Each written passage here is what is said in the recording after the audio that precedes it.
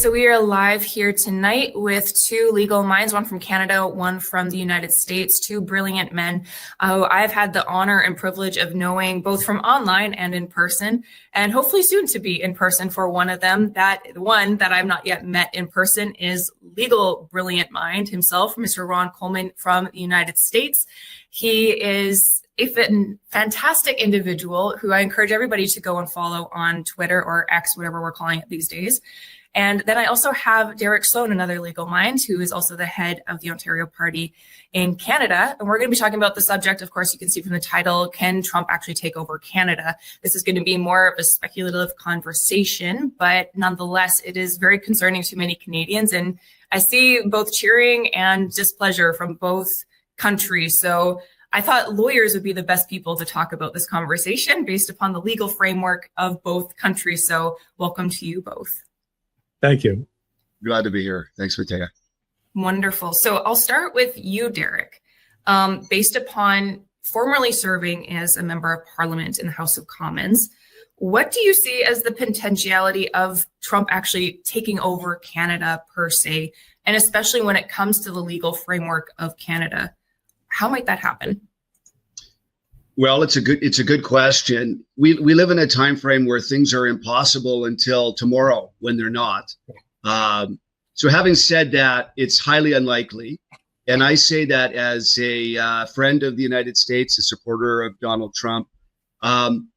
Constitutionally, for that to happen, so Canada, there's talk of the 51st state. Canada actually has 13 provinces and territories, which are similar to states, and they all have their own separate governments. So in our Constitution, for us to dissolve that and join with the United States, you'd have to have the agreement of every single provincial legislature, along with our federal House of Commons. So that would be similar to your House of Representatives, and our Senate.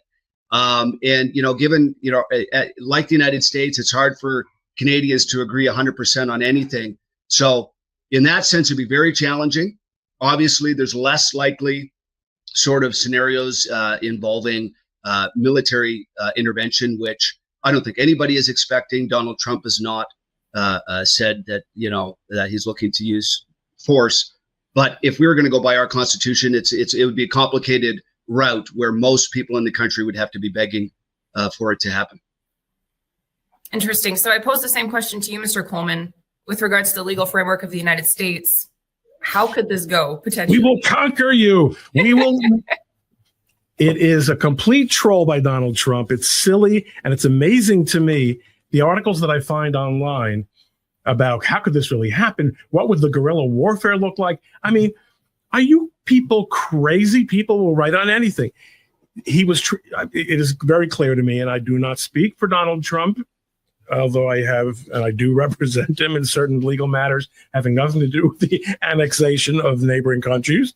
It is, from my point of view, as an observer of politics and someone who has been observing Donald Trump for a few years now, as all the world has, that this was a complete troll meant to get under the skin of Justin Trudeau, who is exactly the antithesis of the kind of politician that Donald Trump is in so many ways.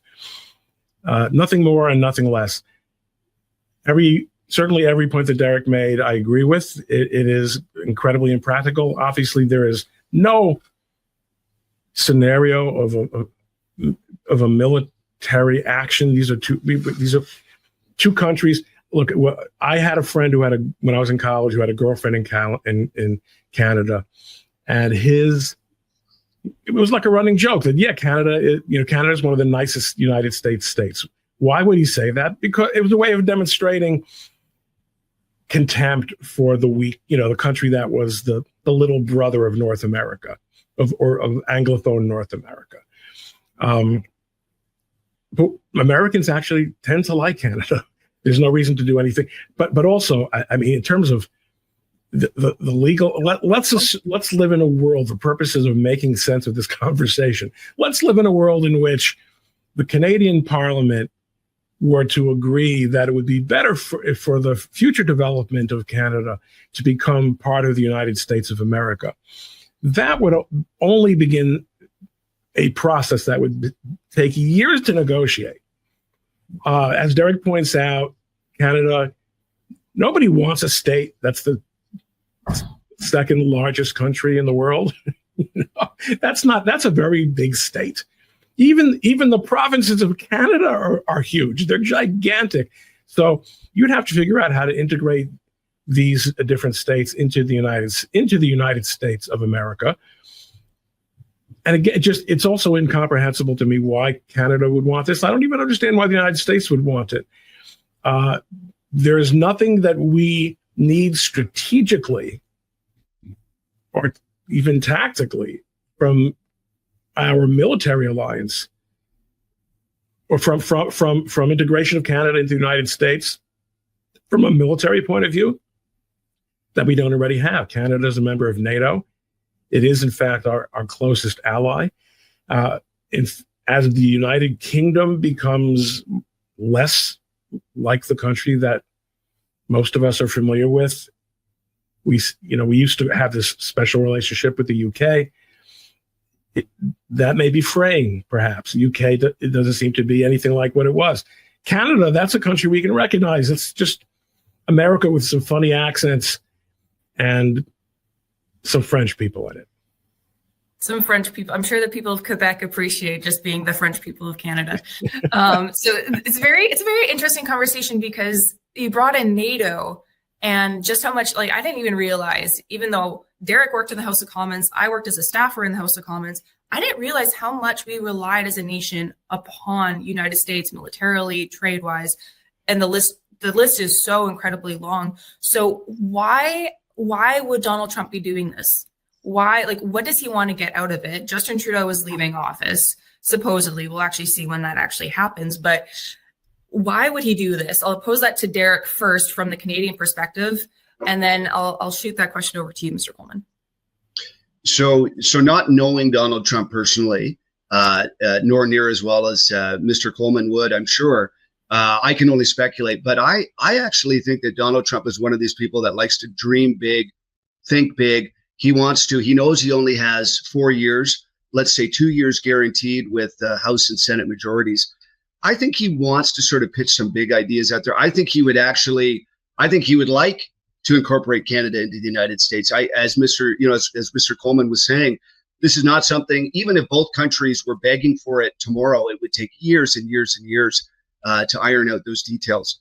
I think he wants to add something major to his legacy of adding to U.S. sort of either territory or prestige in the long run. He's talking about the Panama Canal, talking about Greenland. Let me just say what I think, and again, I don't think an actual formal joinder of our countries would happen just because of, again, it would require the separate agreement of every single province and their provincial legislatures, our House of Commons, our Senate. I don't see that happening today or anytime in the near future. But what I do see possibly, and again, we are the most common two countries in the world. I believe we have a major trading relationship. We are the biggest trading partner of the United States on both sides. They're our biggest partner. We're their biggest partner. We provide 60% of their oil, $100 billion worth of oil every year, and many other things that are an asset to them. It's not like, our trade, when you look at our trade balance, which is almost, or our trade together, it's almost $1 trillion in total. And, our quote unquote deficit that we have right now is about 5% of that total. So it's a small amount. If you took oil out of the equation, we would actually have a trade deficit in relation to the United States. We would be importing more of their things. So it's not like we're flooding the United States with, cheap Chinese manufactured goods. We are giving them the building blocks of their economy in terms of oil and that kind of a thing.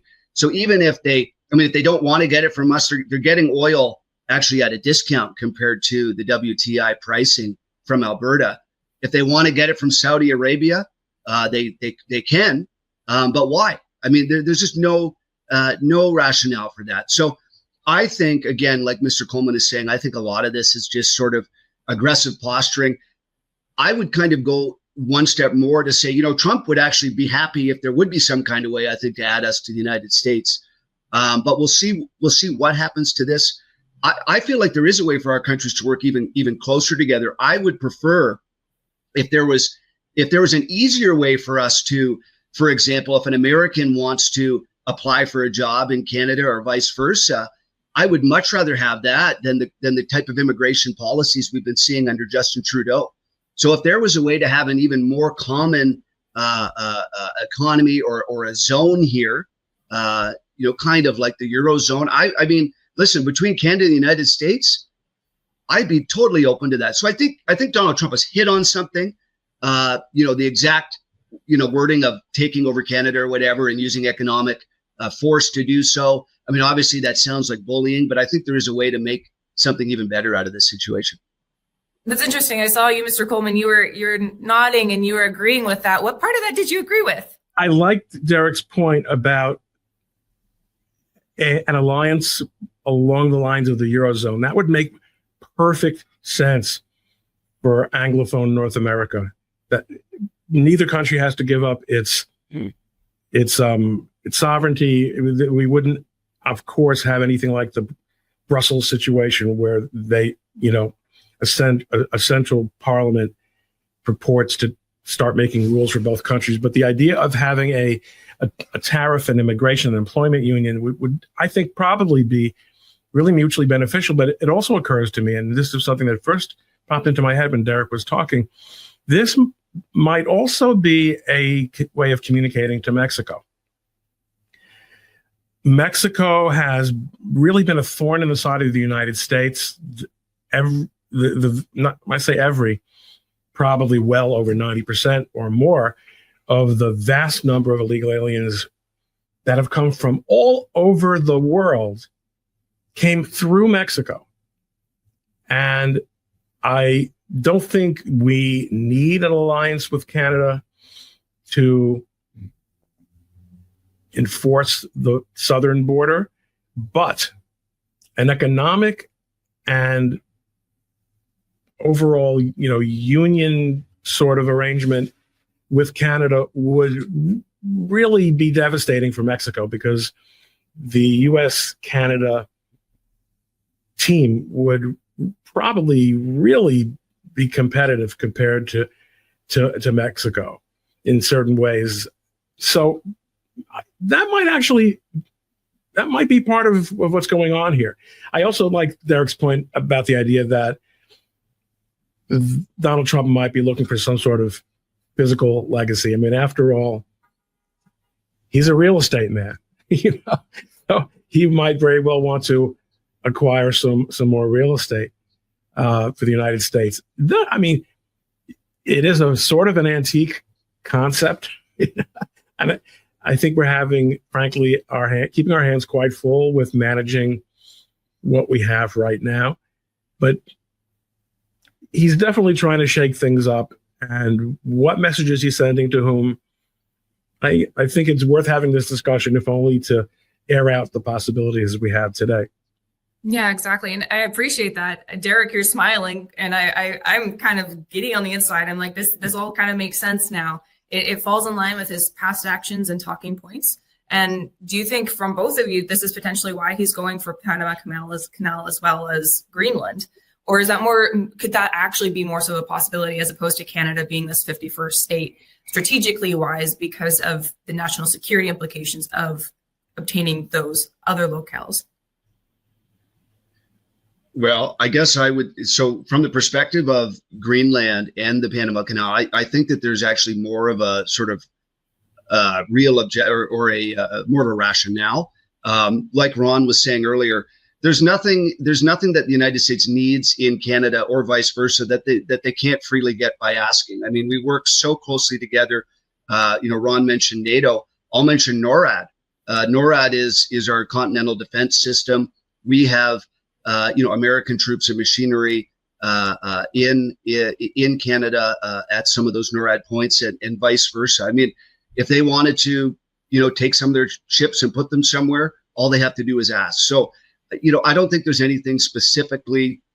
I mean, we already have hundreds of billions of dollars both ways of direct foreign investment in each other's countries. So we're very well integrated. Our supply chains from a manufacturing perspective are integrated. Donald Trump was mentioning, he doesn't need Canadian cars anymore. But of course, these are cars manufactured under American banners, Ford and GM and things like this. So we've been integrated from the get-go. But when you take a look at, Greenland or Panama Canal, Greenland, of course, could be a great place to have, continental missile defense systems. If you're looking at, defending from, let's say, Russia or some other area, the Panama Canal, of course, is an area that the United States controlled up until a little more than 20 years ago. And there's, some concern about, Chinese investment down there. So I think there's more of a rationale for the Panama Canal and the Greenland situation. And, I just find it interesting that, Donald Trump is saying and doing things that, just people don't do, but, he's being taken seriously. So it's hilarious on that front. Mr. Coleman, your thoughts? Yeah, no, he is a disruptor. He's a political disruptor on the world stage. He enjoys that role. And I think he is also trying to communicate that we need more of that because he is an anti-establishment figure. He recognizes, as many people do, that a large part of our problem is that there is a permanent political corporate elite that makes an extraordinary amount of the decisions in policy in the developed world, in the so-called democracies. And I don't want to be so cynical when I say so-called, but the argument is, except for the election of Donald Trump, which has been an extraordinarily anti-establishment phenomenon, virtually no elections have virtually any effect on policy. That's got to change. So he wants to mix it up. He wants to be plain spoken. He also wants to, I think, have a little bit of fun, which is the kind of thing that very few people in power have comfort doing, because fun and humor come along with aspects of vulnerability and humility. Interesting perspectives.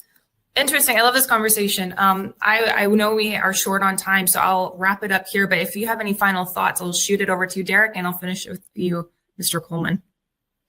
Yeah, I think this is a fascinating conversation. I mean, on our side here in Canada, our politicians have been sort of, so concerned about the potential economic disruption of tariffs that they haven't been using any humor. They haven't been using any, our own premier here in Ontario has been pushing back. And I think that's a good thing. I mean, this is one of those things where it's sort of, Trump wants to throw some weight around. I think we should throw some weight around too. But I think that moving forward and working closer together and having a closer economic union would be excellent for both of our countries. And, I've said for a long time, why are we bringing in hundreds of thousands of people from, let's say, India? And again, no offense to India or some of these other places, when we have a tremendously large job market down south. I mean, we should be opening up our market and our immigration pathways first and foremost, I would say, to the countries in the world that are most like us. And the United States and Canada are the most similar countries in the world, more or less. So I think that we should be looking to create a greater union with the United States. I think Canada is a great country. I think America is a great country. And I think we could definitely work closer together. Fantastic. You, Mr. Coleman, final thoughts. I think Derek nailed it. Everything Derek said is correct. Donald Trump has succeeded in getting us to remember, in fact, that Canada is a country, something that Americans don't think about too much. Canada's there. We have a role in the world. Canada has a role in the world. We have historic cultural affinities. And there are countries with which we do not have historic cultural affinities. And perhaps we need to be more aware of that when we invite its residents en masse to live in our country. Fascinating perspective. Interesting. I haven't thought about that one before, but thank you both for this conversation. I appreciate it greatly. It'll answer a lot of people's questions. And thank you for both of your work, what you put your hands to each and every day. Many people are going to be grateful to you and they don't even know it because you guys work behind the scenes so much. So thank you very much for what you do. Thanks for having us, Mattia. Thanks so much. The Bible warns about deception in the last days, but what if one of the great deceptions is what you believe or don't believe about the rapture of the church? I dive into that and much more in my latest book, They Lied to You About the Rapture. Get your